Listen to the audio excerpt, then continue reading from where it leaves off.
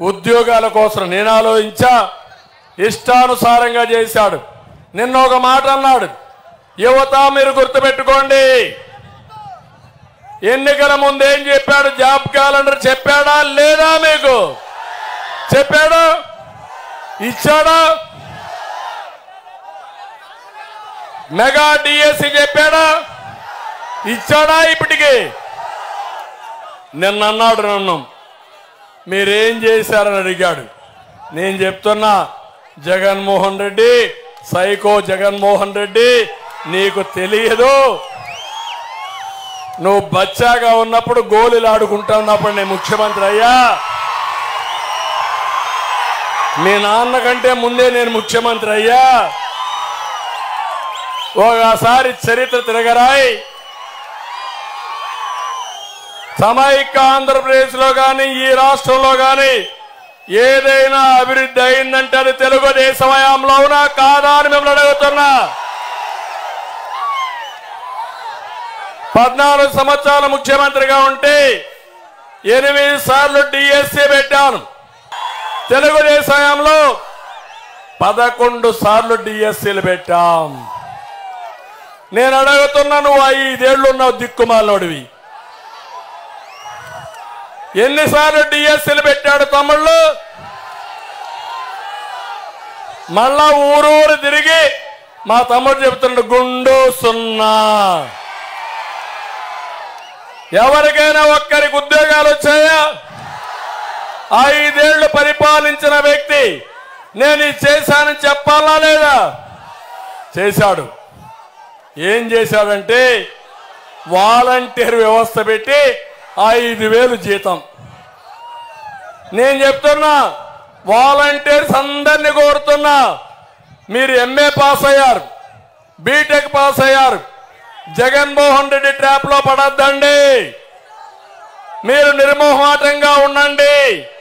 మీ అందరికి హామీ ఇస్తున్నా, మీ వ్యవస్థను నేను తీసేయనని మరొకసారి అందరికి హామీ ఇస్తున్నా.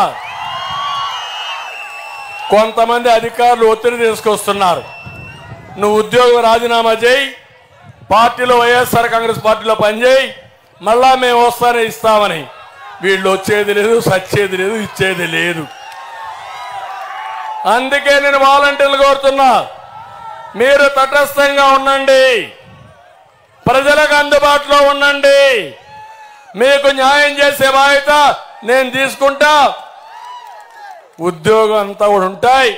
అదే సమయంలో బాగా చదువుకున్న వాళ్ళు 5,000 కాకుండా 50,000 లక్ష రూపాయలు సంపాదించే మార్గం మీ గ్రామంలో ఉండి సంపాదించుకునే మార్గం నేను చూపిస్తానని వాళ్ళందరికీ హామీ ఇస్తున్నా. తమిళలో ఇదే కాదు, మళ్ళీ యువతకు హామీ ఇస్తున్నా, మెగా డిఎస్సి పెడతా. మొదటి సంతకం మా పిల్లల మీదనే పెడతా. 1 నెలలోనే డిఎస్సి టైం టేబుల్ ఇచ్చేసి 3 నెలల్లో కాకపోతే ఎంత టైం అవసరమో అంత టైంలో అందరికీ ఉద్యోగాలు ఇచ్చే బాధ్యత నేను చేస్తాను. డిఎస్సి పెడతామని మీకు హామీ ఇస్తున్నా. ఎప్పుడు కూడా మీరు ఒక్కసారి ఇవన్నీ చూస్తే, ఈరోజు వైఎస్ఆర్ కాంగ్రెస్ పార్టీని ఒక్కసారి చూడండి. ఏ పని చేసినా ఒక స్కీమ్ అంటే అందులో పెద్ద స్కామ్ ఉంటుంది. అవునా కాదా? మీరు చూడండి, మద్యం అన్నాడు, మద్యపాన నిషేధం అన్నాడు. ఏం తమిళలో మద్యపాన నిషేధం చేశాడా? ఇక్కడ కూడా మందు బాబులు ఉంటారు, క్వార్టర్ బాటిల్ తెచ్చుకుంటారు. ఇక్కడ కూడా నాకు చూపించడానికి నేను అడుగుతున్నా, 60 రూపాయల మద్యం ఎంత రేటు? ఇప్పుడు ఎంత రేటు? 200 అవునా కాదా? మా తమ్ముడు రెడీగా తెచ్చుకున్నాడు. అంటే మీరందరూ ఒక విషయం గుర్తుపెట్టుకోవాలి, రోజంతా కష్టపడతారు, సాయంత్రం ఒక పెగ్గేసుకొని పడుకోవాలనుకుంటారు. మీ బలహీనత అర్థమైపోయింది జగన్మోహన్ రెడ్డికి. జలగమారిగా మీ రక్తాన్ని తాగడానికి కంకణం కట్టుకున్నాడు. ఆ పనే ఈరోజు చేస్తున్నాడు. అది కూడా నాసి రకం జే బ్రాండ్లు. బూమ్ బూమ్, ప్రెసిడెంట్, సూడూరుపేట వాళ్ళందరూ తెలివైన వాళ్ళు. తమిళనాడులో చౌకగా వస్తుంది దీనికంటే మంచి బ్రాండ్. పెట్రోల్ కూడా చౌక. నేరుగా మీ మోటార్ బైక్ లో పోయి మోటార్ బైక్ ఫుల్ ట్యాంక్ వేసుకుని మీ ట్యాంక్ కూడా ఫిలప్ చేసుకొని మళ్ళా ఇక్కడికి వస్తున్నారు మీరు. అవునా కాదా? అంటే ఈ ముఖ్యమంత్రికి ఇంగిత జ్ఞానం ఉంటే ఈ పని చేస్తాడా అని మిమ్మల్ని అడుగుతున్నా. ఇక్కడుండే బ్రాండ్లు తమిళనాడులో ఉన్నాయా? తమిళనాడులో ఉండే బ్రాండ్లు ప్రపంచం అంతా ఉన్నాయా? ఇవి ఇక్కడ ఉన్నాయా? ఏంటి చిదంబర రహస్యం?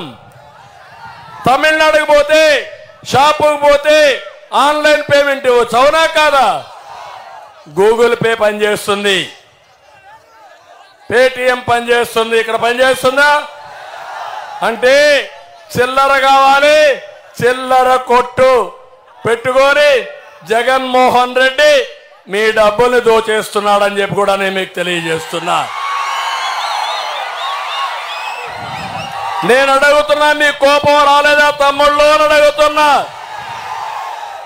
ఒక పక్క మీ ఆరోగ్యం పోయింది, ఇంకొక పక్క మీ జోబులు గుల్లైపోయినాయి, ఆడబిడ్డల మంగళసూత్రాలు తెగిపోయే పరిస్థితి వచ్చింది. అయినా మీ మీద కనికరం లేదు ఈ ముఖ్యమంత్రికి.